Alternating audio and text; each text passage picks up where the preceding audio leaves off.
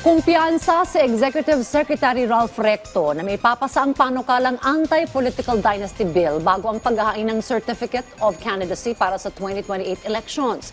Ayon kay ES Recto, may tsansang makalusot ang panukala hanggat nananay at hindi lang isinusulong ng mga mambabatas.